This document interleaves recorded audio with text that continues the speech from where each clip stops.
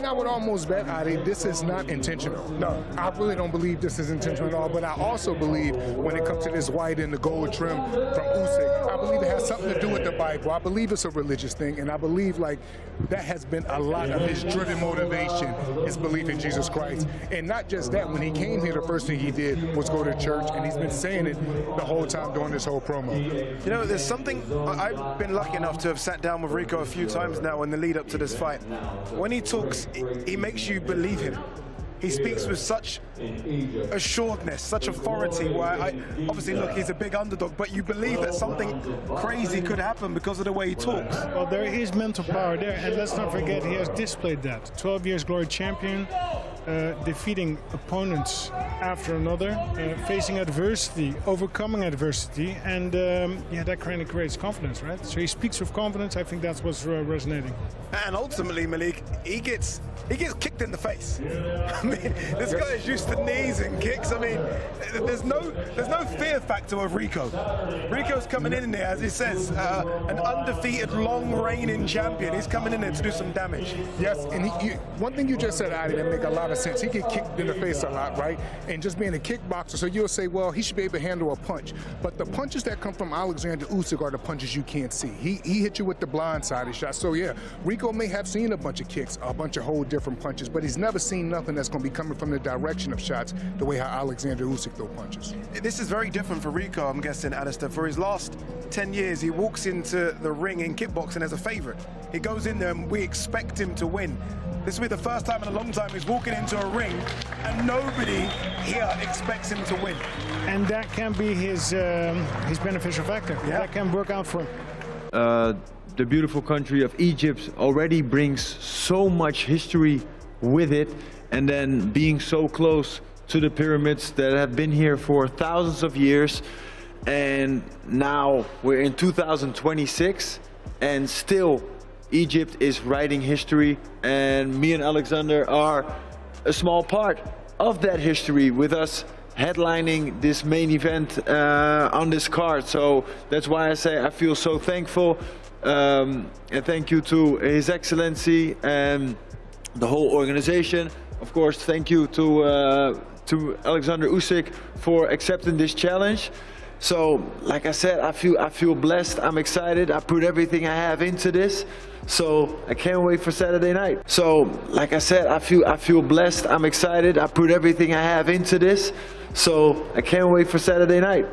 And you've said in the build-up as well, Rico, look, let's talk about the similarities with yourself and Usyk as great champions, rather than the differences. You're two gentlemen, it's been classy in the build-up, but what do you respect deep down about the man you're sharing the ring with as a character and a fighter? No, 100%. I think just in general, if we look at the world, we are more looking at what makes you different from me. Listen, I respect all my rivals because I know how it is. Because who training boxing, kickboxing, wrestling, you know, fights, it's amazing guys and the crazy guys. Yes, I respect all my rivals, but it's hard sport, bro. You training boxing? I had one spar and that was it. So no. Please, go try one training, one round, the real sparring. I'll try. Yes. I'll try. I respect all my rivals, bro. Yeah. I need to look after my nose. Don't worry. I'll be out of a job. Protect, caps, no problem. Thank you, Oleksandr. Come my camp. Can I, yeah? Of course. Okay, no problem. I'll take you up on that offer. Thank you. I have no idea, you know, how many rounds this is fight. I'm not set if 12 rounds, it's normal, but I don't know. When I have chance, I do it. For you, Rico, I know you've seen this so many times in your mind, the fire and your motivation you spoke about all week. How do you believe you win this fight on Saturday? What's the best way for you to beat Oleksandr Usyk on Saturday? For me, the first objective is to win. And how we're going to win, we'll see. If it's a knockout, it's a knockout. If it's a decision, it's a decision. So, and if it would come to a decision and I get the win, wow.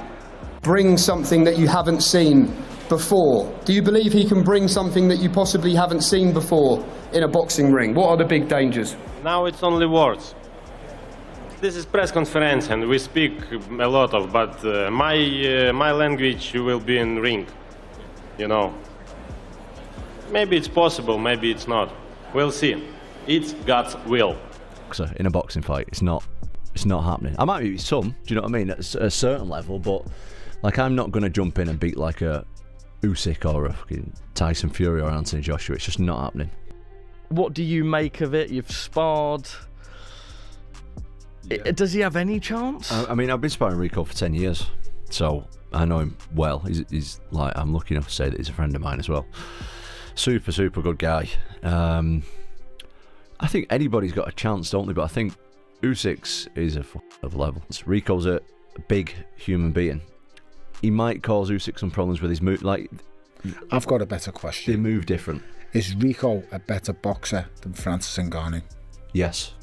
Okay, well, Francis Ngannou dropped the unified heavyweight champion of the world in Tyson Fury.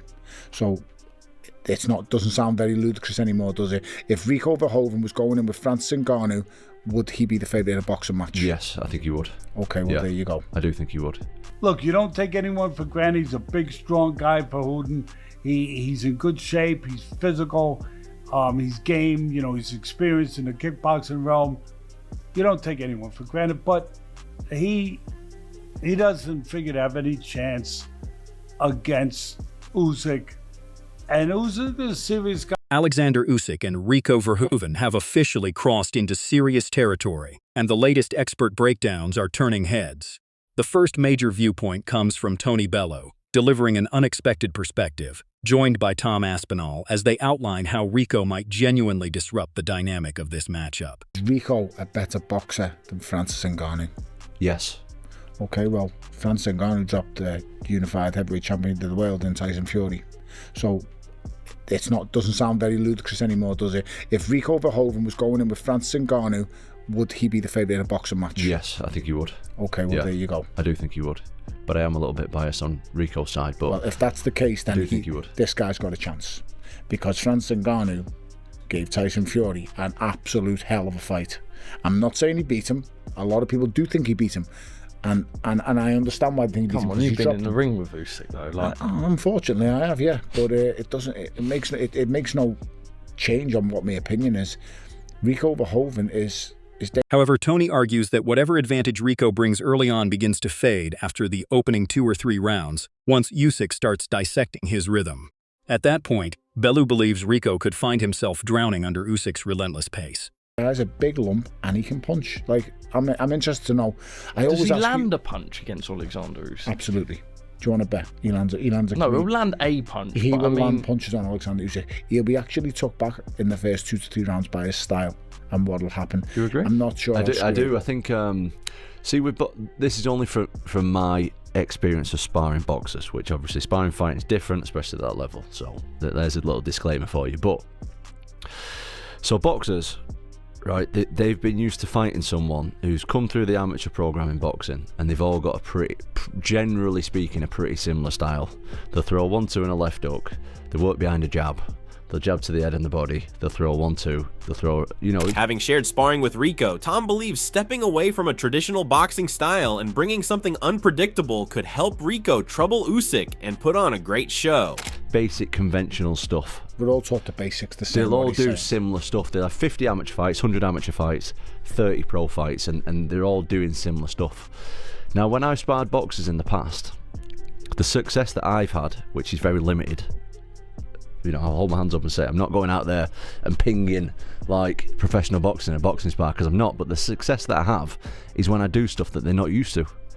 I'll be miles out range. I'll dive in and do weird stuff that they're not. I won't do the traditional 1-2. So Usyk has a chance of doing that. Sorry, Rico has a chance of doing that against Usyk, just doing different stuff that he's not accustomed to, like he would be with normal boxers. Does that mean he's going to win the fight? Not necessarily. Drawing from his own sparring sessions with Rico, Tom suggests that abandoning a textbook boxing blueprint and leaning into unpredictability might be Rico's best chance to create trouble for Usyk, and potentially deliver a far more compelling performance than most expect. No, I love it. If everything goes south, I'll just throw a high kick in the 8th or 9th round. It's logical because they do not know me. They do not know the story. They do not know who I am. So then it's up to me to give them a little bit of context, like what I've done within the kickboxing sport. The WBC also has a Muay Thai kickboxing division, so they understand my credentials, and that's how this fight came about. And that's how they sanctioned it. And then again, they can still be critical, but it's not up to me. It's just like, I take it as it comes. Be ready, because I'm coming for those belts. Then comes the curveball. Rico openly mentions that if things start falling apart between him and his coach, he has half-jokingly considered throwing a high kick in rounds 8 or 9. An action obviously prohibited under boxing rules. He's a bit better than novice, but he'll do things that novices would offset you. When you're a world champion or when you're a world-class fighter and boxer, the worst thing you can do is get in the ring with a novice because they make you look stupid. It's like Tom, if he gets in the ring with a mixed martial artist and he hasn't got a clue, he'll do things that'll go, what are you doing? But they'll take him by surprise. Things that you just raw novices would do. And I think that's Rico's best chance and opportunity, really, to do some crazy stuff. Don't kick. I'm not advising you to kick, son, don't kick. But just coming square on, angles that you won't really expect. Taking risks from so far out, it looks stupid, but you'll actually have success by doing it because it'll never have been done to him before, and it'll be very hard to replicate sparring partners. And this is exactly the boundary Tony Bellew warns him not to test. With this being a regulated boxing contest, the limits are well defined. Bellew emphasizes that while unorthodox footwork and unusual angles might give Rico a slim opportunity to stay competitive with Oleksandr Usyk, there's a strict line he must respect. Even Rico acknowledges that entertaining the idea of a high kick could get him disqualified instantly, bringing the entire fight to an abrupt end.